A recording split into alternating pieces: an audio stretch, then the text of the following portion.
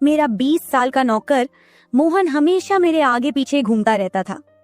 मैंने उसे छोटा समझा था, लेकिन एक दिन वो मेरे करीब आया और मुझसे कहा, मालकिन, मुझे छोटा समझने की गलती मत करना।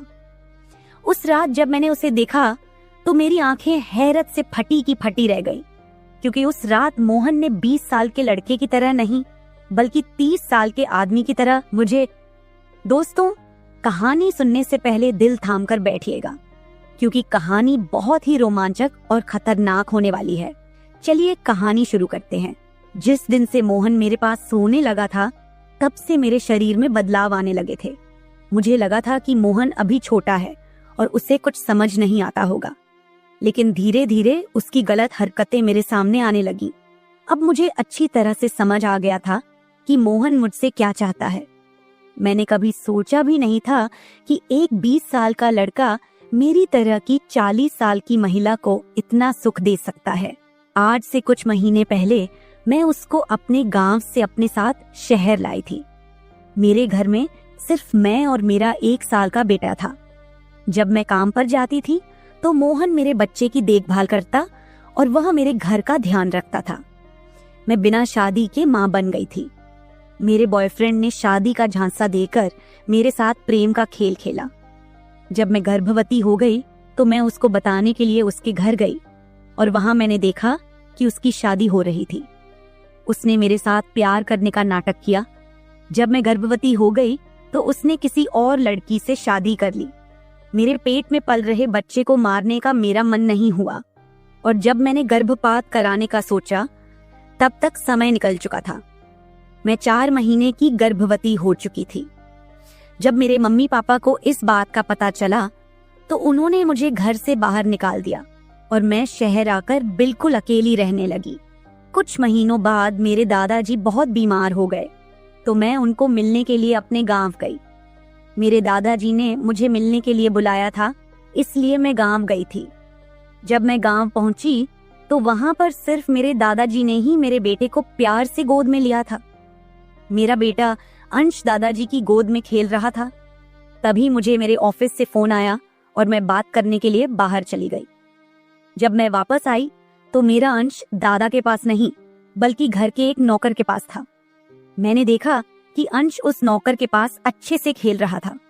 मैंने अपने बच्चे को उस नौकर से लिया और वहां से जाने लगी। तभी उस नौकर ने मुझे रोक लिया और कहने लगा, मालकिन, मुझे आपकी थोड़ी मदद चाहिए। मुझे पैसे की नहीं बल्कि काम की जरूरत है। उसने अपना परिचय दिया और कहा, मैं मोहन हूँ। मैं इस घर में साफ सफाई का काम करता था, लेकिन अब बड़े साहब मुझे काम से निकालने की बात कर रहे हैं। अगर आपके पास कोई काम हो तो बताइए। मुझे काम की बहुत जरूरत है।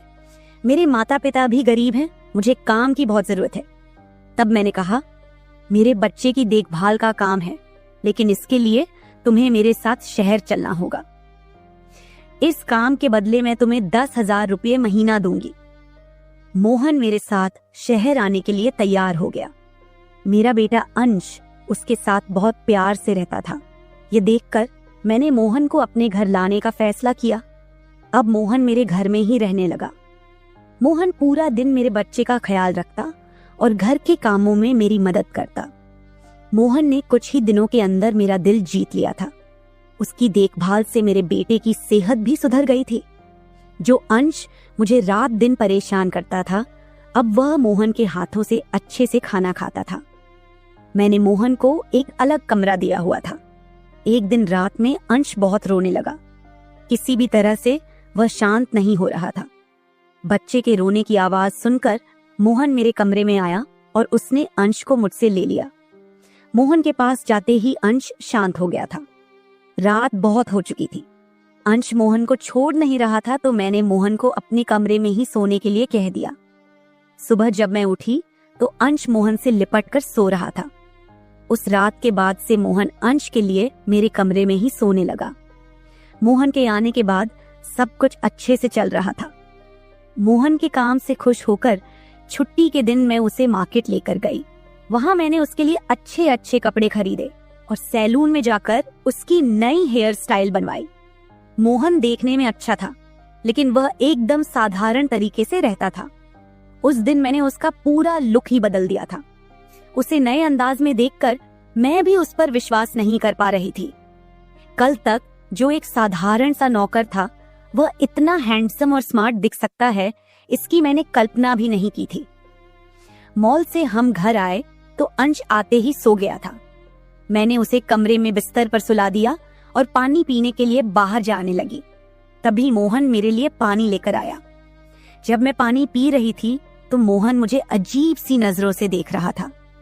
आज मुझे मोहन के इरादे कुछ ठीक नहीं लग रहे थे।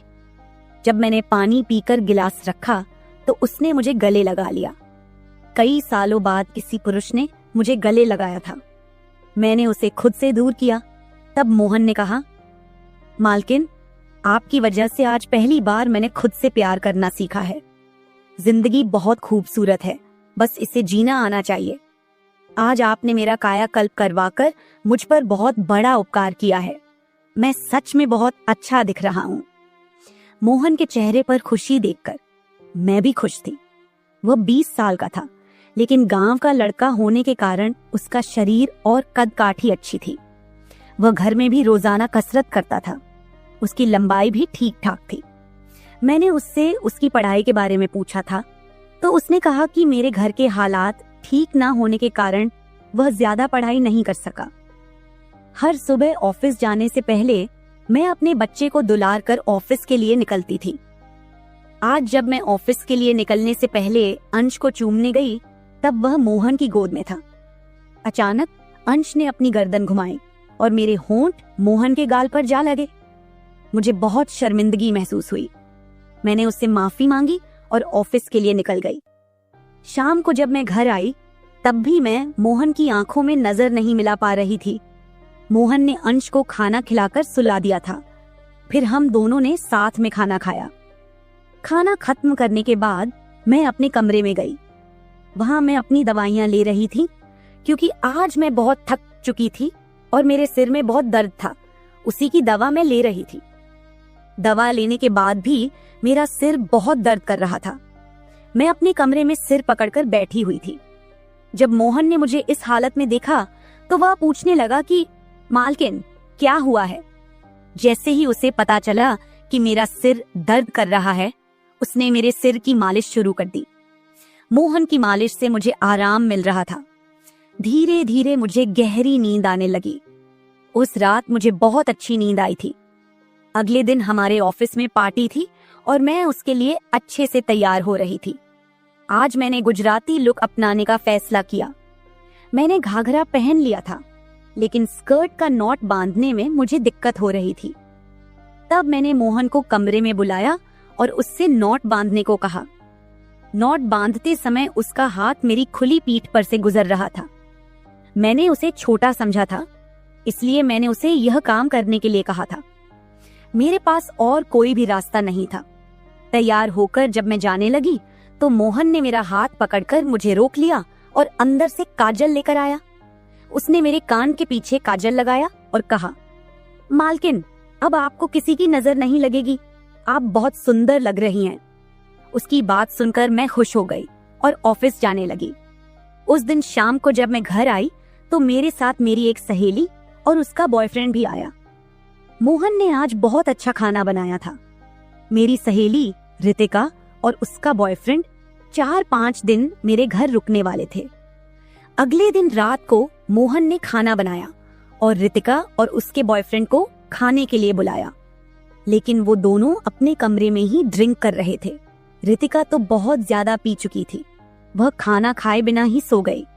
उसका बॉयफ्रेंड अरुण हमारे साथ खाना खाने बैठा। उसने कहा, नेहा, तुम रितिका से भी ज्यादा सुंदर हो। अरुण के बोलते ही मोहन उसे गुस्से से देख रहा था। खाना खत्म करने के बाद अरुण अपने कमरे में चला गया।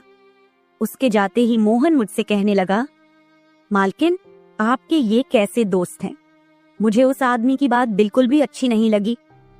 तब मैंने मोहन से कहा, मैं तुम्हें घर के मेंबर की तरह समझती हूँ। इसका यह मतलब नहीं कि तुम मेरे मेहमानों से कुछ भी कहे। तुम एक नौकर हो और नौकर की तरह रहो। ज्यादा होशियार बनने की जरूरत नहीं है। तुम्हारा जो काम है सिर्फ वही करो। बाकी मुझे कुछ सिखाने की जरूरत नहीं। मोहन को डांट कर मैं अपने कमरे में चली गई। मैंने उसे डांट दिया था, फिर भी वह मेरे लिए पानी लेकर आया। तब मैं पानी पीकर सो गई। आज मोहन मेरे कमरे में सोने नहीं आया था, ऐसा मुझे लगा। लेकिन सुबह जब मेरी आंख खुली तो मैंने उसे अपने बगल में पाया। जब मैं बिस्तर से उठकर बाथरूम जाने लगी तो रितिका मेरे कमरे में आ गई। वह बहुत गुस्से में लग रही थी। उसने मोहन की तरफ गुस्से से देखा और कहा, तुम्हारे इस देहाती नौकर ने मेरे बॉयफ्रेंड का हाथ तोड़ दिया है। मोहन बस सिर हिलाता रहा और बोला, मालकिन, मैंने कुछ भी नहीं किया। रात को अरुण साहब बहुत नशे में थे, तभी उनका संतुलन बिगड़ गया होगा और वे गिर गए होंगे। मोहन भला अरुण साहब पर हाथ क्यों उठाएगा? मेरे कहने पर मोहन ने उन दोनों से माफी मांगी। रितिका और अरुण तभी वहां से चले गए। मोहन मुझसे भी माफी मांगने लगा। मुझे पता था कि मोहन ने कुछ भी नहीं किया।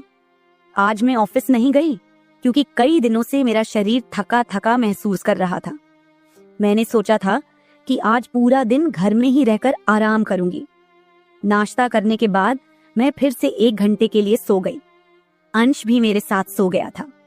उठने के बाद मुझे 1 कप चाय की जरूरत महसूस हुई। मैं मोहन को चाय बनाने के लिए पुकार रही थी, लेकिन उसकी तरफ से कोई जवाब नहीं आ रहा था। उसे ढूंढते ढूंढते मैं उसके कमरे में चली गई। जब मैं उसके कमरे में गई तो देखा कि मोहन अभी अभी नहाकर बाथरूम से बाहर आया था। उसने शर्ट नहीं पहनी थी। मैंने पहली बार उसे इस तरह देखा। मोहन का शरीर बेहद मजबूत था। उसका शरीर किसी योद्धा की तरह दिख रहा था। मैं उसे टकटकी लगाकर देख रही थी। मुझे उस वक्त कोई होश नहीं था। कई सालों बाद मैं किसी जवान मर्द को इस तरह बिना कपड़ों के देख रही थी। मैं उसे टकटकी लगाए देख रही थी, तभी मोहन ने मुझे आवाज दी। वह मेरे सामने शर्ट पहनकर खड़ा था, फिर भी मैं अपनी सुध बुध खोए उसे देख रही थी। उसने मेरी आंखों के सामने चुटकी बजाई। तब मैं होश में आई और उससे कहा कि मेरे लिए चाय बना दे। आज मैंने घर में ही थोड़ा खुद का स्किन केयर करने का सोचा, इसलिए दोपहर के समय मैं अपने कमरे में अपना पार्लर चलाने लगी। उस समय मैंने शॉर्ट्स और गाउन पहन रखा था और मैं अपने पैरों का वैक्सिंग कर रही थी। वैक्सिंग करते समय गलती से मैंने थोड़ा ज्यादा गर्म वैक्स अपने पैर पर लगा लिया, जिससे जलन हुई और मेरे मुंह से तेज आवाज निकल गई। मेरी आवाज सुनकर मोहन भागता हुआ मेरे कमरे में आया। उसने मेरे जले हुए पैर को देखा। उसने मेरे पैर से गर्म वैक्स हटाया और वहां क्रीम लगा दी। उसके हाथ बार बार मेरे पैर पर अनजाने में फिर रहे थे और उस वक्त मेरे मन में जो भावनाएं उत्पन्न हो रही थीं, उन्हें व्यक्त करना मेरे लिए मुश्किल हो रहा था। मेरे पैर में इतना ज्यादा दर्द हो रहा था कि मेरी सिसकियां निकल रही थीं। मेरी हालत देखकर मोहन ने कहा, मालकिन, अब आप आराम से बिस्तर पर लेट जाइए। आपको जो भी करना है मुझे बताइए, मैं आपकी मदद कर दूंगा। मैंने उसे मेरे दूसरे पैर का वैक्सिंग करने को कहा। मोहन ने जैसा मैंने बताया वैसा ही किया।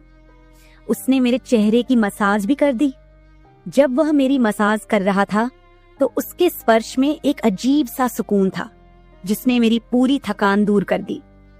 अब मोहन मेरे कुछ ज्यादा ही करीब होने लगा था और मुझे भी समझ आने लगा था कि वह मुझसे क्या चाहता है। आज रात मैंने उसे मेरे कमरे में सोने के लिए मना कर दिया। दिन भर मैं घर में नहीं होती, कम से कम रात को तो मुझे मेरे बच्चे के साथ अकेले समय बिताना चाहिए। हर बार मोहन का मेरे कमरे में आना मुझे पसंद नहीं था, इसलिए मैंने उसे कमरे में सोने के लिए मना कर दिया। इस तरह दिन बीतने लगे। कुछ दिनों तक तो मेरा बेटा अंश मोहन के बिना सो नहीं पाया, लेकिन धीरे धीरे उसने रोना बंद कर दिया और उसको मोहन के बिना सोने की आदत हो गई। इस बीच मुझे अपने अंदर कुछ अजीब से बदलाव महसूस होने लगे थे। सुबह उठते ही मेरा शरीर बहुत दुखने लगता था, जैसे सारा दिन किसी भारी काम में बीता हो। हर रात यही सवाल मेरे मन में गूंजता, अचानक ये सब क्यों हो रहा है? कहीं मेरे साथ कुछ गलत तो नहीं होता?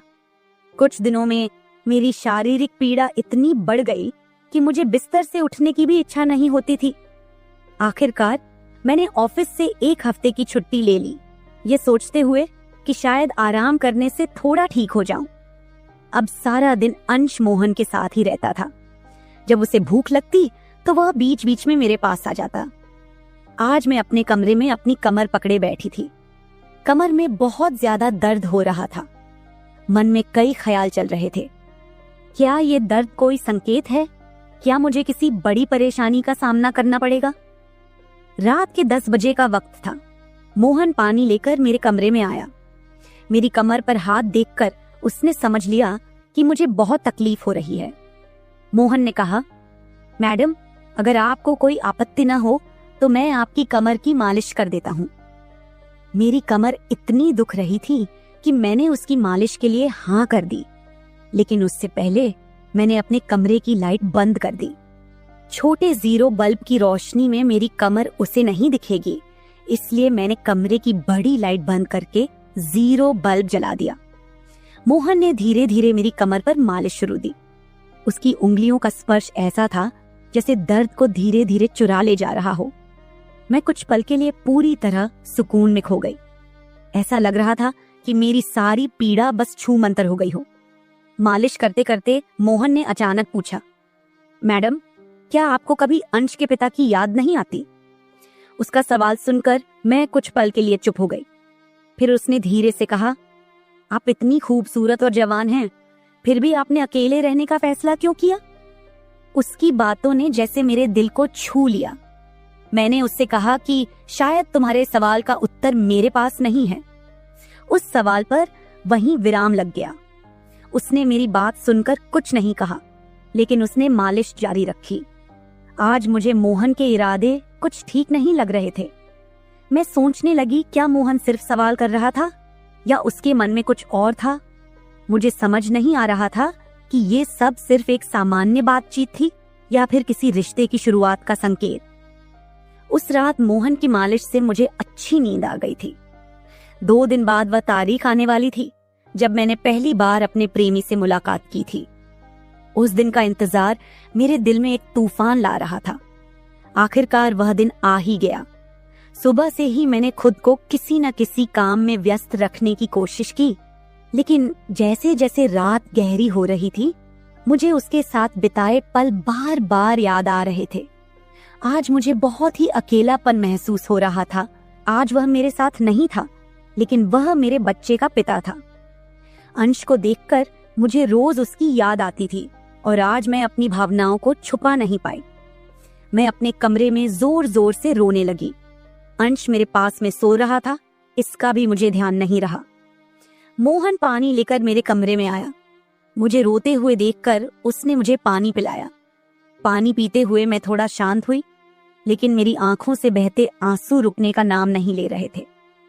मेरे रोने की आवाज सुनकर अंश हल्का सा हिलने लगा। उसे जागता देख मोहन ने तुरंत कहा, आप मेरे कमरे में चलिए, अंश को आराम से सोने दीजिए। जैसे ही मैं मोहन के कमरे में पहुंची, मैं खुद को रोक नहीं पाई और उसे कसकर गले लगा लिया। ऐसा लग रहा था कि मैंने अपना होश खो दिया था। मेरा रोने का कारण सुनकर मोहन भी शांत हो गया था। वह लगातार मेरे आंसू पोंछ रहा था और मैं रोए जा रही थी। रोते रोते मैंने उसका कंधा पकड़ लिया। धीरे धीरे मैंने उसे और करीब खींच लिया। मैंने उससे कहा, मोहन, आज की रात मैं तुम्हारे कमरे में बिताना चाहती हूँ। तब मोहन ने कहा, मैडम, मैं अभी छोटा हूँ, मुझे कुछ भी नहीं आएगा। उसकी बात सुनकर मैंने धीरे धीरे उसे और करीब खींच लिया और कहा, मोहन, मुझे कुछ नहीं चाहिए, बस तुम्हारा साथ चाहिए ताकि मैं इस अकेलेपन को भूल सकूं।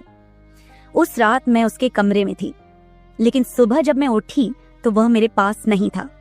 उसकी शर्ट वहीं पड़ी हुई थी। जब मैं बाहर गई तो मैंने देखा कि मोहन मेरे बच्चे को दूध और बिस्किट खिला रहा था। यह देखकर मेरे दिल को एक अलग सी खुशी का एहसास हुआ। मुझे अंश का ख्याल नहीं आया था, लेकिन मोहन ने नहीं भुलाया। उसने हम दोनों माँ बेटे को खुश कर दिया था। रात की थकान के बाद मैं सुबह देर से उठी थी। दिन भर मोहन ने मुझसे नजरें नहीं मिलाई। आज रितिका मुझसे मिलने घर आई थी। वह मोहन की तरफ देख भी नहीं रही थी। मोहन ने उसे पानी दिया और कमरे से बाहर चला गया। थोड़ी देर बातें करने के बाद रितिका जाने लगी। जाते समय उसने मुझसे कहा, जितनी जल्दी हो सके अपने नौकर को यहाँ से निकाल दो, वह दिखने में जितना मासूम लगता है उतना है नहीं। उसकी बात का मैंने खास ध्यान नहीं दिया। रोज की तरह रात को खाना खाने के बाद मोहन ने मुझे पानी का गिलास मेरे कमरे में लाकर दिया और उसने अंश को भी सुला दिया था। अंश आज बाहर हॉल में झूले में सो रहा था। मोहन उसकी देखभाल कर रहा था। मैंने अपने कमरे की लाइट बंद कर दी और सो गई। कुछ समय बाद मुझे अंश की आवाज सुनाई दी। उसकी आवाज से मेरी नींद खुली। मैं उठने वाली थी कि तभी उसकी रोने की आवाज बंद हो गई। कुछ समय बाद मुझे अपने कमरे का दरवाजा खुलने की आवाज सुनाई दी। मैं चुपचाप सब देख रही थी। मोहन मेरे कमरे में आया था। उसने मेरे पास आकर यह देखने की कोशिश की कि मैं सो रही हूं या नहीं, और फिर उसने मेरा मोबाइल उठाया। उसकी वह खोजबीन देखकर मैंने जल्दी से कमरे की लाइट ऑन कर दी। मुझे जागता हुआ देखकर वह चौंक गया। मैंने उसके हाथ से अपना मोबाइल छीन लिया। मैंने उससे कहा, मोहन, यह सब क्या चल रहा है? तुम इस वक्त यहाँ क्या कर रहे हो? वह कुछ नहीं कहकर वहां से जाने लगा, लेकिन मैंने उसे इतनी आसानी से छोड़ने का इरादा नहीं किया था। मैंने उसे उसका वीडियो दिखाया जिसमें वह रितिका के बॉयफ्रेंड पर हाथ उठा रहा था। उस दिन अरुण के मोबाइल का कैमरा गलती से चालू रह गया था और उसमें उनकी हाथापाई रिकॉर्ड हो गई थी। सुबह जब रितिका मुझसे मिलने आई थी तब उसने मुझे वह वीडियो दिखाया था और तब से मैं मोहन पर नजर रख रही थी। मैंने कहा, मोहन, तुमने झूठ क्यों बोला? तुमने अरुण पर हाथ क्यों उठाया? तब उसने कहा, जो भी आप पर बुरी नजर डालेगा उसके साथ मैं यही करूंगा। मैडम, उस रात जब अरुण नशे में था वह आपके कमरे में आया था। वह आपके साथ कुछ गलत करने की कोशिश कर रहा था और इसलिए मैंने उस पर हाथ उठाया। मोहन की बात सुनकर मैंने कहा, ठीक है, मैं तुम्हारी बात मानती हूँ, लेकिन तुम मुझे नींद की दवा क्यों दे रहे थे? आज मैंने तुम्हें मेरे पानी में दवा मिलाते हुए देखा है। तुम्हारी नजर मुझ पर थी और तुम जो चाहते थे वह मैंने तुम्हें दे दिया है। अब बिना कुछ कहे अपना सामान उठाओ और यहाँ से चले जाओ। मैंने गुस्से में कहा, लेकिन मेरी आवाज कांप रही थी। मेरी बात सुनकर उसने मेरी आंखों में देखा और जवाब दिया, आप जो सोच रही हैं वह गलत है। कल रात मैंने आपके साथ कुछ भी गलत नहीं किया। मैंने आपके पानी में सिर्फ एक हल्की नींद की दवा मिलाई थी, जिससे आप मेरे पास आते ही सो गई थी और मुझे आपके साथ कुछ भी गलत नहीं करना था। मैडम, आप जैसा सोच रही हैं वैसा कुछ भी नहीं हुआ है। मैंने कहा, सच सच बताऊं, तुम कौन हो और ये सब क्यों कर रहे हो? मैंने शक भरी नजरों से उसे देखा। वह थोड़ी देर चुप रहा, फिर गहरी सांस लेते हुए बोला, मैं आपको सच बताना चाहता हूँ। कुछ दिनों पहले मैंने आपको रात में फोन पर बातें करते हुए सुना। आपकी बातें सुनकर मैं समझ गया था कि आप फिर से अपने उस धोखेबाज बॉयफ्रेंड से मिलने जा रही हैं। वह शख्स आपके लिए किसी बड़ी मुसीबत का कारण बन सकता है। आप रात को उससे मिलने की योजना बना रही थी, इसलिए मैंने यह कदम उठाया और आपको नींद की दवाई दी। तुमने मेरी बातें सुनी? तुम कौन हो और तुम्हें मेरी जिंदगी में इतनी दिलचस्पी क्यों है? मैंने उसकी तरफ बढ़ते हुए पूछा। उसने कहा, आपके पिताजी ने मुझे आपकी मदद के लिए यहाँ भेजा था। वो आपकी बहुत परवाह करते हैं। उन्होंने मुझे आपकी तस्वीर दिखाकर बताया कि आप किसी पर आसानी से भरोसा नहीं करती। जब मैंने आपको पहली बार देखा तो ऐसा लगा जैसे आप मेरे दिल के बेहद करीब आ गई थीं। लेकिन मैंने ठान लिया था कि मैं सिर्फ आपकी भलाई के लिए काम करूंगा, चाहे जो हो। थोड़ी देर रुककर उसने मेरी ओर देखा और आगे बोला, लेकिन जब मैंने यहाँ आकर देखा कि आपका बॉयफ्रेंड आपको धोखे में रख रहा है तो चुप रहना मेरे लिए मुश्किल हो गया। उसने अपनी पत्नी को तलाक नहीं दिया है और वह आपके करीब सिर्फ इसलिए आ रहा है ताकि आपके बच्चे को अपने पास ले जा सके। उसका मकसद कभी भी सच्चा नहीं था। यह सुनकर मेरे पैर तले जमीन खिसक गई। मैंने उस पर भरोसा नहीं किया, लेकिन उसने जो बातें कही उनका सच जानने के लिए मैंने जांच की। जो कुछ भी उसने कहा था वह सच निकला। मेरा बॉयफ्रेंड मुझे धोखा दे रहा था। कुछ समय बाद मैंने मोहन से पूछा, तुमने यह सब क्यों किया? तुम्हारा मकसद क्या था? उसने कहा, मैं सिर्फ यह चाहता था कि आप सुरक्षित रहें। आपके लिए मेरी भावनाएं सच्ची हैं लेकिन मैंने कभी उन भावनाओं को आप पर थोपने की कोशिश नहीं की। उस दिन मुझे एहसास हुआ कि मोहन जैसा ईमानदार और सच्चा इंसान मेरी जिंदगी में था। उसने मेरी सुरक्षा के लिए जो किया वह किसी और ने शायद ही किया होता। आज मैं मोहन के साथ एक नई जिंदगी शुरू कर चुकी हूँ। उसने मेरे भरोसे को जीता और मुझे एक ऐसा साथी दिया जो मुझे और मेरे बच्चे को दिल से चाहता है। मेरे पिताजी की वजह से आज मैं इस खुशहाल जिंदगी का हिस्सा हूँ। मोहन जैसा पति पाना मेरे लिए किसी वरदान से कम नहीं। दोस्तों, जब हम किसी से प्यार करते हैं तो हमारी आंखें बंद हो जाती हैं और दिल पूरी तरह भरोसा कर लेता है। उस वक्त हमें न अपनी समझ दिखती है, न किसी और की बात सुनाई देती है। ऐसा ही मेरे साथ हुआ। मैंने आंखें मूंदकर अपने बॉयफ्रेंड पर भरोसा किया। लगा कि वो मेरा हर पल साथ देगा। लेकिन वही इंसान जिसने साथ निभाने की कसम खाई थी, उसने मुझे धोखा दे दिया। और सोचने वाली बात यह है कि जिसने कोई वादा नहीं किया था, वो हर पल मेरे साथ खड़ा रहा। दोस्तों, सोचिए इस कहानी ने हमें क्या सिखाया। क्या आपको भी लगता है कि प्यार करने से पहले हमें दिल ही नहीं, दिमाग भी लगाना चाहिए? किसी को जानने और समझने का वक्त देना चाहिए। क्या प्यार में भरोसे से पहले समझदारी जरूरी है, या दिल के फैसले ही सबसे सही होते हैं? अपनी राय नीचे कमेंट में जरूर बताएं। शायद आपकी सोच किसी की जिंदगी बदल दे। ऐसी ही दिलचस्प और रोमांचक कहानियों के लिए हमारे चैनल को सब्सक्राइब करना न भूलें। मेरी चाची धन्यवाद। बहुत खूबसूरत और नौजवान थी। वह घर में अकेली रहती थी और मुझे अपने पास बुला लेती और अपनी तन्हाई मिटाती थी। मैं भी खुश होकर चाची के पास चला जाता और उसके साथ कुछ हसीन लम्हे बिताता। एक दिन चाची ने मुझे अपने घर बुलाया। मैं भी खुश होकर चाची के घर चला गया। मैं जैसे ही चाची के घर पहुंचा तो चाची वॉशरूम से नहाकर बाहर आ रही थी। जैसे ही मैंने चाची को देखा तो मेरे होश ही उड़ गए। चाची ने मुझे अपना वो दिखाकर, मेरी चाची बहुत ज्यादा खूबसूरत थी। वह लगती ही नहीं थी कि वह एक शादीशुदा औरत है। उस वक्त मैं अपने चाचा के घर रहने आया था, क्योंकि मम्मी पापा दोनों बाहर विदेश जा रहे थे। पहले जब चाचू पापा को मुबारकबाद देने आए तो उन्होंने पापा से जाते हुए कहा कि राहुल को हमारे घर छोड़ जाए। पापा ने उन्हें काफी मना किया कि अब राहुल बड़ा हो गया है और अपना ख्याल रख सकता है, लेकिन वह नहीं माने। उन्होंने पापा को राजी कर लिया और मेरी ख्वाहिश पूरी हो गई। मेरे पास हमारे पुराने घर की चाबी थी जो खाली पड़ा हुआ था, जिसे मैं अपने मकसद के लिए भरपूर इस्तेमाल करता था। चाची मोनिका की शादी मेरे चाचा से 10 साल पहले हुई थी। मैं उस वक्त 10 साल का था, मगर उस वक्त चाची को देखकर मुझे बहुत अच्छा लगता था, क्योंकि वह न सिर्फ खूबसूरत थी बल्कि धीमे लहजे वाली और भरपूर जिस्म की मालिक थी। चाचा और चाची की जोड़ी मिसाइल समझी जाती थी, पर अभी तक वह दोनों औलाद से दूर थे।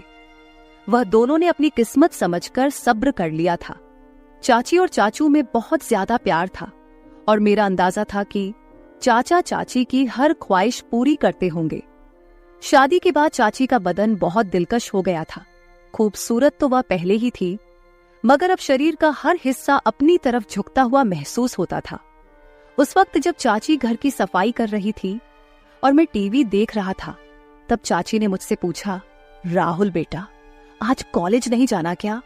तो मैंने दिल ही दिल में चाची को बेटा बुलाने पर बुरा मानते हुए कहा, नहीं चाची, सेमेस्टर खत्म हो गया है ना, इसलिए 1.5 महीने की छुट्टियां हैं।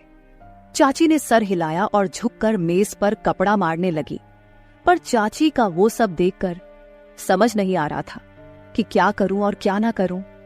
मुझे चाची के घर आए हुए 2 दिन गुजर चुके थे। रात को खाने की मेज पर चाचू ने चाची से कहा कि मुझे 20 दिन के लिए लाहौर जाना है। अगर मुझे ज्यादा दिनों के लिए बाहर जाना होता तो वह चाची को भी साथ ले जाते, मगर इस दफा मैं चाची के घर पर था तो उन्होंने अकेले जाना ही मुनासिब समझा। मैंने चाची का रूटीन और उनकी आदतों का अच्छी तरह से अभ्यास किया था। मैंने देखा कि वह चाय का इस्तेमाल ज्यादा करती है और वह चाय में दूध बहुत डालती है, और मुझे डब्बे का दूध पीने की आदत थी। अगले दिन हम दोस्त आपस में मिलकर एक दूसरे के साथ मजाक कर रहे थे और मैं जो कुछ बकवास कर रहा था वह बहुत गलत था। मेरी बातें सुनकर चाची बहुत हैरान हो गई। फिर उन्होंने मुझे अपनी आवाज देकर अपनी मौजूदगी का एहसास दिलाने की कोशिश की, लेकिन म्यूजिक की वजह से मुझे कुछ सुनाई नहीं दे रहा था। मेरी बकवास बातें काफी देर तक सुनती रही और फिर उठकर अपने कमरे में चली गई। थोड़ी देर बाद मैं चाची के पास गया और कहा, मुझे चाय पीनी है चाची। चाची ने मुस्कुराकर कहा, क्यों नहीं मेरे बच्चे, बस 2 मिनट में फ्रेश होकर आती हूँ, फिर बना देती हूँ। वह उठकर बाथरूम की तरफ चली गई। मैं गैलरी में आकर बैठ गया और सामने लॉन और फूलों को देखने लगा। एक फूल मुझे पसंद आ गया। मैंने उसे करीब जाकर देखा और फिर उसे तोड़ लिया। चाची मुझे आवाज दे रही थी। मैंने जवाब दिया, मैं बाहर हूं। तो वह हाथ में ट्रे लेकर बाहर आई जिसमें 2 कप चाय थी। उन्होंने 1 कप मुझे पकड़ाया और दूसरा खुद उठकर मेज पर रख दिया। मैंने वह फूल जो हाथ में पड़ा हुआ था चाची की तरफ बढ़ा दिया। चाची ने मुस्कुराकर फूल मेरे हाथ से ले लिया और कहा, शुक्रिया मेरे बच्चे।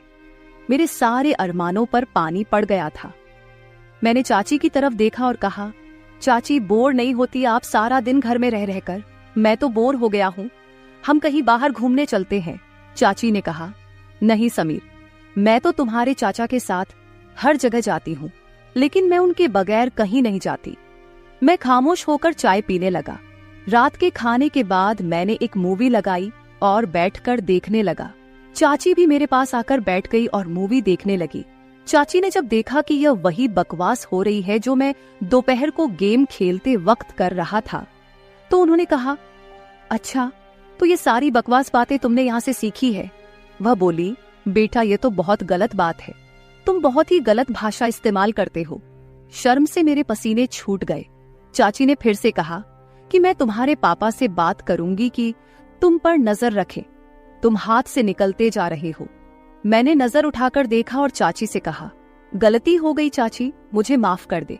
पर क्या करूं, सभी लड़के इसी तरह की मूवी देखते हैं, मुझे भी उन्हें जवाब देना होता है, तो इस तरह की बातें मुंह से निकलती हैं। मेरी बात सुनकर चाची हंसने लगी और बोली कि डरो मत, मैं किसी से कुछ नहीं कहूंगी, मुझे पता है कि तुम लड़के किस तरह की बातें करते हो। अच्छा ठीक है, और कोई मूवी लगाओ, ये क्या लगाया हुआ है? तब जाकर मेरी सांस में सांस आई और मैंने चाची से पूछा कि चाची मैं कौन सी मूवी लगाऊं?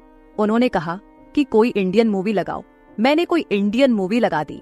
चाची मूवी देख रही थी और मैं चोरी चोरी चाची को देख रहा था। चाची ने अपनी एक टांग उठाकर दूसरी टांग पर रखी और सोफे की टेक और बाजू से लगकर आराम से बैठ गई। फिर मैंने भी अपनी एक टांग उठाकर अपनी दूसरी टांग पर रखी।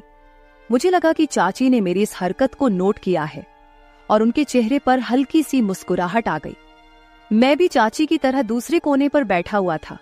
फिर चाची ने मुस्कुराते हुए अपनी पोजीशन सही की और मैंने भी उनको देखा और सही होकर बैठने में ही बेहतर समझा। चाची हंसने लगी और बोली, राहुल तुम मेरी नकल उतार रहे हो। मैंने उनकी तरफ देखकर सर हिलाया तो उन्होंने थोड़ा सा गुस्सा करते हुए कहा, तुम मुझे क्यों तंग कर रहे हो? मैंने मुस्कुराकर कहा, आपको तंग करना मुझे अच्छा लगता है। वो बोली, क्यों? मैंने फौरन कहा, कितने दिन हो गए हैं ना, किसी की डांट खाई है, ना किसी से जूते, ऊपर से आप बहुत ही बोर है। मेरी बात सुनकर उनके माथे पर बल पड़े थे। उन्होंने कहा, राहुल क्या मैं वाकई बोर हूं? तो मैंने कहा, पता नहीं अकेला रहकर मेरा क्या होगा। चाची ने मुस्कुराते हुए कहा, तुम्हें मार खानी है तो मैं देती हूं। वो मुझे कोई मासूम सा शरारती बच्चा समझ रही थी और ये बात मेरे फायदे की थी। शायद इसी तरह की फिजूल बातें करते करते चाची मुझे काफी नजदीक हो गई। जब रात के 11 बजे उनके मोबाइल पर चाचू का फोन आया, वह उठकर अपने कमरे में चली गई। मैंने भी थोड़ी देर मूवी देखी और टीवी बंद किया और अपने कमरे की तरफ जाने लगा। तभी मुझे चाची के कमरे से चाची की आवाज आई, यार बहुत मिस कर रही हूं आपको, पता नहीं कैसे गुजरेंगे ये दिन। पता नहीं दूसरी तरफ से क्या कहा गया, मगर जो बात चाची ने कही थी वह मेरे लिए किसी सरप्राइज से कम नहीं थी। सुबह मैं जल्दी उठा और फ्रेश होकर किचन की तरफ गया। किचन में कोई नहीं था। मैंने चाची के कमरे की तरफ जाकर देखा तो दरवाजा बंद था, यानी चाची सो रही थी। मैंने किचन में जाकर अपने लिए चाय बनाई और फिर कुछ स्लाइस गर्म करके मेज पर बैठकर नाश्ता करने लगा। मैं नाश्ता कर रहा था, तभी चाची के कमरे का दरवाजा खुला। वह बाहर निकली, मुझे देखकर थोड़ा सा शर्मिंदा होते हुए कहा, रात को नींद नहीं आई, बहुत लेट सोई थी, इसलिए सुबह जल्दी नहीं उठ सकी। मैंने मुस्कुराकर कहा, कोई बात नहीं, आपको नाश्ता करना है, चलो आज आपका नाश्ता मैं बना देता हूं। वो बोली, तुम और नाश्ता, क्या बात है? मैंने कहा, आप फ्रेश होकर आए, मैं नाश्ता बना देता हूं, फिर बात करेंगे। चाची ने सर हिलाया और मुस्कुराती दोबारा अपने कमरे में चली गई। तो मैंने कहा, चाची आपको नाश्ते में क्या पसंद है? चाची ने कहा, तुम जो भी बनाओगे मैं खुशी से खाऊंगी। मैंने दोबारा सर झुकाया और कहा, जैसे आपकी मर्जी, और मुड़कर किचन की तरफ गया। नाश्ता बनाकर किचन से आया और चाची को आवाज लगाई। चाची हॉल में आई और कुर्सी पर बैठ गई। मैंने कहा, चाची आपका नाश्ता तैयार है, और ट्रे उनके सामने रख दिया। चाची मेरी तरफ देखकर मुस्कुरा रही थी। चाची ने मेरे सर पर हाथ फेरा और मेरे बालों को खराब कर दिया। मैंने चाची का हाथ पकड़ लिया जो मेरे सर पर था और कहा, चाची आपने मेरे बालों का स्टाइल खराब कर दिया। चाची ने प्यार से मेरे गाल पर एक हल्का सा थप्पड़ लगाया और कहा, कुछ खराब नहीं हुआ, आराम से बैठो और नाश्ता करो। चाची ने नाश्ता किया और कहा कि राहुल तुम्हारा बहुत शुक्रिया, चलो हम दोनों पक्की दोस्ती करते हैं। आज बहुत दिनों के बाद मैं इस तरह हंसी हूं और इतना अच्छा नाश्ता किया है। मैंने मुंह बनाकर कहा, तो क्या हुआ चाची, क्या मैं आपका दोस्त नहीं हूं? चाची ने मेरे गाल पर चुटकी काटी और कहा, दोस्त हो पर कच्चे वाले, आज पक्की वाली दोस्ती करते हैं। मैंने अपने गाल मलकर कहा, यार आप आंटियों की तो ये बहुत गंदी आदत होती है, गाल ही लाल कर देती है। चाची मुस्कुराने लगी और दोनों हाथों को मेरे कानों की तरफ बढ़ाया तो मैं भागने लगा। चाची हंसते हुए मेरे पीछे भागने लगी और कहा, रुक, तुम्हें मार लगाती हूं। मैं रुक गया और अपनी कमर पर हाथ रखकर सांस लेते हुए चाची के पास गया। चाची ने एकदम मेरे दोनों कानों पर चुटकी काट ली और हंसने लगी। मैंने रोने वाली शक्ल बनाते हुए कहा, आपसे तो कोई प्यार की उम्मीद ही नहीं है, आप बहुत बेरहम हो। चाची ने हंसते हुए मुझे देखा और जहां मुझे चुटकी काटी थी और वहां प्यार करने लगी और कहा, सॉरी यार। चाची मुझसे अलग हुई और कहा, अच्छा मैं चेंज करके आती हूँ, फिर मार्केट से कुछ सामान लेकर आना है, वह ले आते हैं।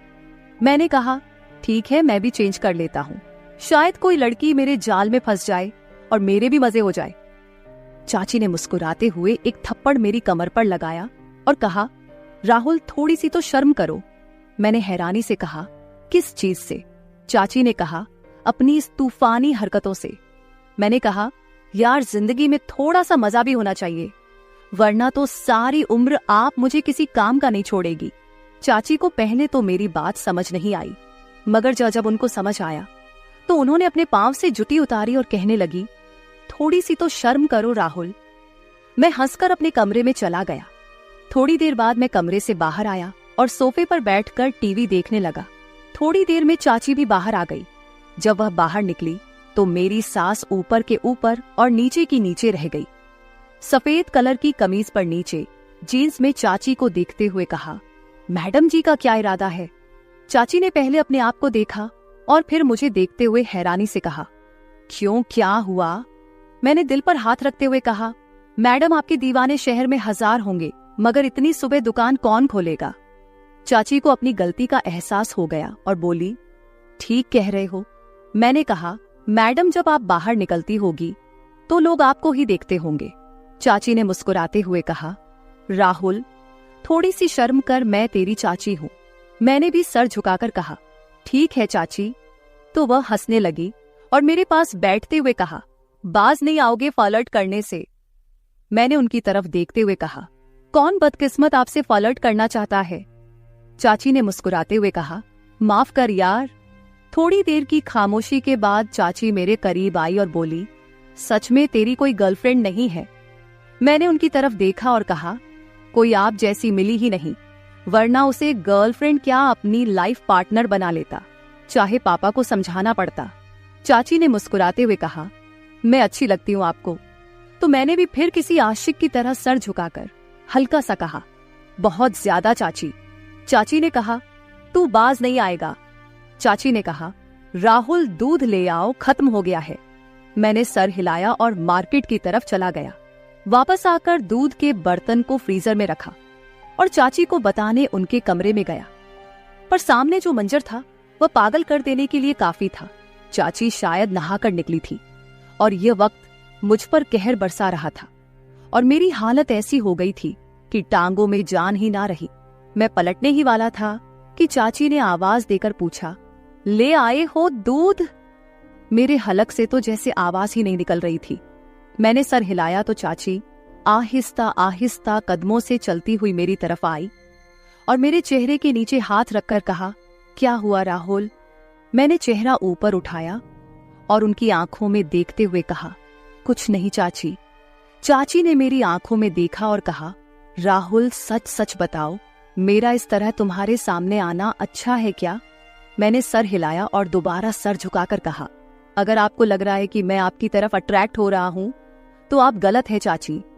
चाची, आपका जिस्म आपकी मोहब्बत के इजहार का जरिया है, लेकिन यही सब कुछ ठीक नहीं है। चाची ने एक लंबा सांस लिया और मुझे इस तरह देखा जैसे मैं दीवाना हूं। मैंने दोबारा सर उठाया और कहा, पर मैं यह भी नहीं चाहता कि आप थोड़ी देर के लिए मुझे अपनाएं और फिर जिंदगी भर के लिए मुझे अपने दीदार से महरूम कर दे। चाची के लिए बहुत नाजुक निर्णय था। फिर वह एक तरफ बेड पर बैठ गई और कहा, मेरे पास आओ और यहाँ बैठो। मैं आराम से चलता हुआ उनके पास बैठ गया। उन्होंने मेरा हाथ पकड़कर अपने दूसरे हाथ पर रखा और कहा, समीर जो मिल जाए उस पर शुक्र करना चाहिए। चाची के जहन में क्या चल रहा था और उस वक्त वहां से मैदान जंग छोड़कर भाग जाने वाली बात थी। मैं सुकून से कमरे में वापस आ गया। तभी मुझे लगा कि चाची अंदर रो रही है। उनकी सिसकने की आवाज बाहर तक आ रही थी। मैं दरवाजे के पास गया और कहा कि आप ठीक है? अंदर से कोई जवाब नहीं आया, बस सिसकने की आवाज बंद हो गई। मैंने फिर पूछा, चाची क्या बात है, आप क्यों रो रही है? अंदर से आवाज आई, राहुल मैं थोड़ी देर के लिए अकेली रहना चाहती हूँ, प्लीज अपने रूम में चले जाओ। मैंने कहा, ठीक है, आप ठीक तो है ना? चाची ने कहा, मैं ठीक हूं। मुझे कुछ समझ नहीं आ रहा था कि आगे क्या करना चाहिए। मैं जल्दी से वापस आ गया। फिर कुछ देर बाद चाची भी फ्रेश होकर बाहर आई और मुझसे माफी मांगने लगी। उस दिन के बाद से मैंने चाची का बहुत ज्यादा ख्याल रखना शुरू कर दिया, क्योंकि वह बहुत ज्यादा तन्हाई का शिकार हो गई थी और मुझसे प्यार करने लगी थी। मैंने फोन करके चाचू को वापस बुला लिया। चाची जवान और खूबसूरत औरत थी, इसलिए वह अपनी तन्हाई को मिटाने के लिए बहुत ज्यादा तरस गई थी। लेकिन यह शुक्र है कि हम दोनों में इस तरह का कुछ भी नहीं हुआ। कुछ दिन मैंने और चाची के घर गुजारे और फिर मेरे मम्मी पापा घर वापस आ गए और मैं अपने घर वापस चला गया। मेरा सभी लोगों को यही कहना है कि हमेशा घर में किसी के सहारे अपनी बहन या बीवी को अकेले छोड़कर ना जाए, क्योंकि अकेलेपन से जूझ रहा इंसान कभी भी गलत रास्ते पर जा सकता है। लिहाजा ये काम करने से पहले 1000 बार सोचे, क्योंकि आप लोगों के घर टूट सकते हैं। मर्दों को गुजारिश है कि वह अपनी बहन या बीवी को किसी के भरोसे छोड़कर ना जाए। तो मेरे प्यारे दोस्तों, यह थी हमारी आज की छोटी सी कहानी। आपको यह कहानी कैसी लगी कमेंट करके जरूर बताएं। अगर आप ऐसी ही और भी इंटरेस्टिंग और रोमांटिक कहानियां सुनना चाहते हो तो चैनल को सब्सक्राइब जरूर कर ले और बेल आइकॉन ऑन कर ले, ताकि आपको मेरी हर कहानी समय पर मिल सके। कल मिलेंगे एक और नई कहानी के साथ। धन्यवाद।